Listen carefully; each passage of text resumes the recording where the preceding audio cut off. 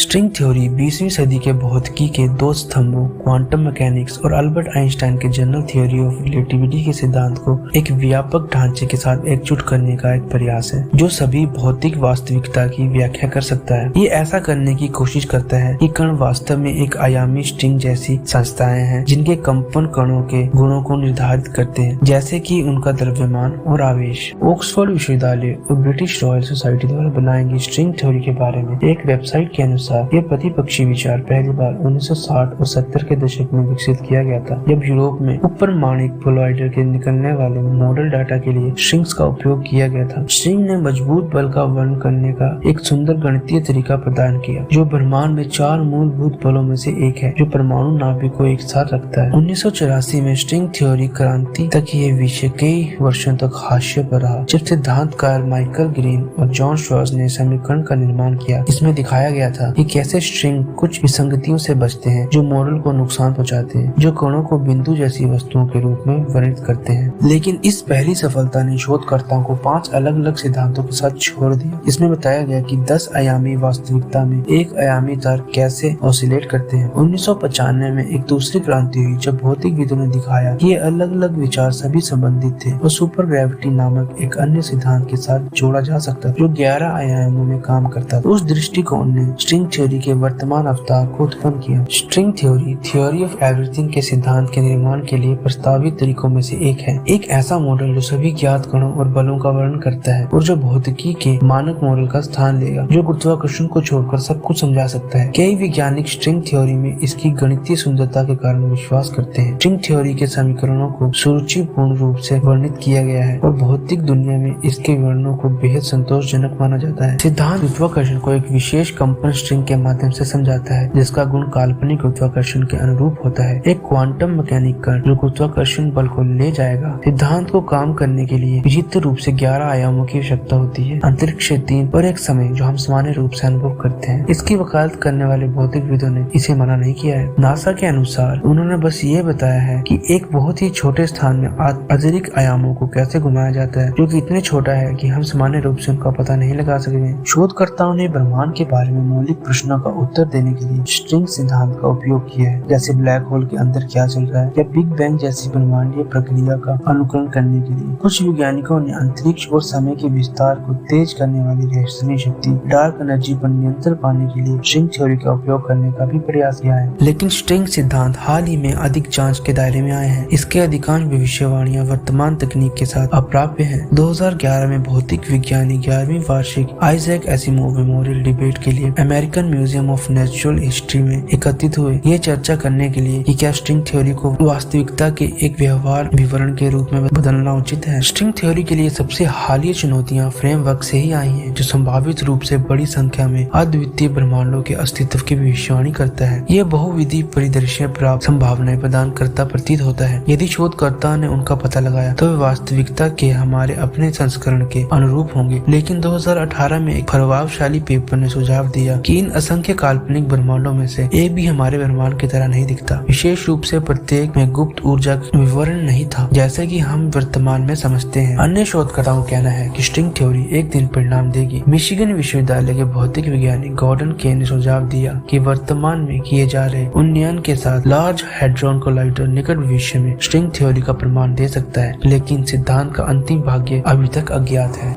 तो दोस्तों, अगर आपको वीडियो अच्छी लगी हो तो वीडियो को लाइक जरूर करें और ऐसे ही फैक्ट जानना चाहते हैं तो चैनल को सब्सक्राइब करना मत भूलिएगा। धन्यवाद।